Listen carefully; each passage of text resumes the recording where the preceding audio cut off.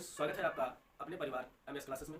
दोस्तों, आज हम हिंदी के समास के कुछ क्वेश्चन लेकर आपके सामने उपस्थित हैं और इन क्वेश्चनों को हम लोग सरल करेंगे और इसके साथ साथ हम इनकी परिभाषाओं को भी समझेंगे। ठीक है दोस्तों, चलिए अपने टॉपिक पर आते हैं। आपका दिया गया है कक्षा 10 की हिंदी व्याकरण में, ठीक है, जैसा कि समास के जो सिलेबस तैयार की गई है वह केवल द्विगु और द्वंद्व का, ठीक है। आपको पूरे समास में केवल द्विगु समास और द्वंद्व समास पढ़ना है और उसी द्विगु और द्वंद्व समास से ही आपसे प्रश्न भी किया जाएगा और प्रश्न आपका कुछ इस टाइप से रहेगा और यहाँ पर प्रैक्टिस करके आप अपना अभ्यास कर सकते हैं। तो चलिए देखते हैं पहला सवाल क्या है। पाप पुण्य में समास है, तो आप लोग बताएंगे पाप पुण्य में क्या समास हो सकता है।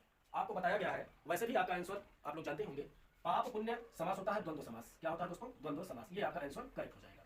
अच्छा, लगे हाथ थोड़ा सा द्वंद्व समास के विषय में भी जान लेते हैं। द्वंद्व समास का मतलब होता है जिसके दोनों पद प्रधान हो, ठीक, और बीच में योजक चिन्ह लगा हो। ठीक है दोस्तों, क्या जिसमें दोनों पद प्रधान हो और बीच में योजक चिन्ह लगा हो, वही क्या होता है? द्वंद्व समास होता है। लेकिन आप थोड़ा समझिएगा, केवल योजक चिन्ह ही नहीं लगा होता, उसके बीच में या भी आ सकता है, और भी आ सकता है, अथवा भी आ सकता है, इस प्रकार से। ठीक है दोस्तों, कुछ भी दो शब्दों के बीच में यदि ये चारों देखने को मिल गए तब भी आपका द्वंद्व समास हो जाएगा।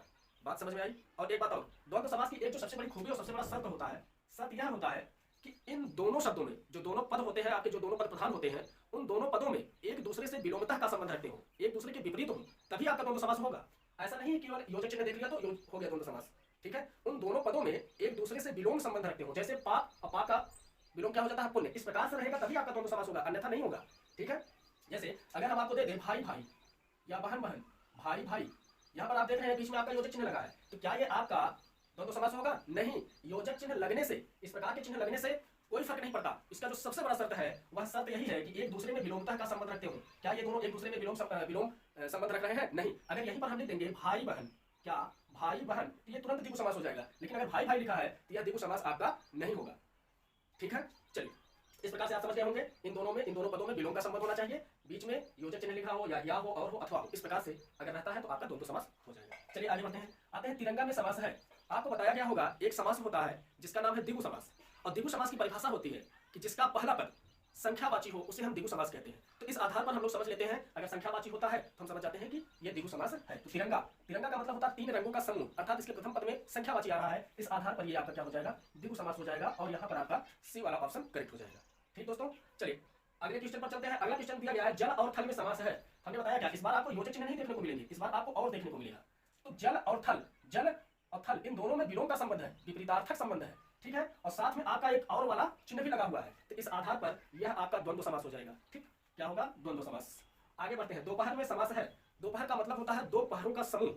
ठीक है, अब पहला पद आपका संख्यावाची आ गया है, जब संख्यावाची आ गया है तो बात खत्म, आपका द्विगु समास हो जाएगा। पहला पद जहां भी संख्यावाची आया वह आपका द्विगु समास होगा। ठीक है दोस्तों, जलवायु में समास है। अब आप बताइए, अब इसमें तो कोई किसी भी प्रकार का ना कोई संख्यावाची है ना कोई किसी प्रकार का योजक चिन्ह का प्रयोग किया गया है। अब बताइए जलवायु कौन सा समास है?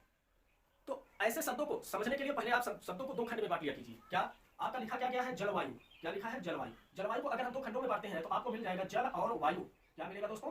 जल और वायु मिलेगा। यहाँ पर जल और वायु में विपरीत संबंध है। क्या है? विपरीतार्थक संबंध है, और बीच में आप और लगा सकते हैं, तो इस आधार पर आपका जलवायु जो होगा वह क्या हो जाएगा? आपका द्वंद्व समास हो जाएगा। बातें समझ में आ रही है ना? चलिए आगे बढ़ते हैं। त्रिशूल में समास है। अब त्रिशूल में कौन सा समास होगा, इसका आंसर आप लोग कमेंट बॉक्स में करके भेजिएगा। ठीक, जिनका आंसर सही रहेगा, नहीं भी रहेगा, उनको रिप्लाई जरूर दिया जाएगा। तो दोस्तों, आपने देखा कि समास को लेकर आपके सामने कुछ एग्जांपल्स थे और इस एग्जांपल के माध्यम से आपको परिभाषाएं भी याद हो गई होंगी और आपका एक अभ्यास भी हो गया होगा। तो दोस्तों, आई होप आपको समझ में आया होगा। यदि समझ में आया तो अच्छी बात है, नहीं समझ में आया तो वीडियो को एक बार दो बार और देखिएगा। और हाँ, यदि आप हमारे चैनल पर नए हैं तो चैनल को लाइक, सब्सक्राइब और शेयर करना ना भूलिएगा। इन्हीं बातों के साथ धन्यवाद।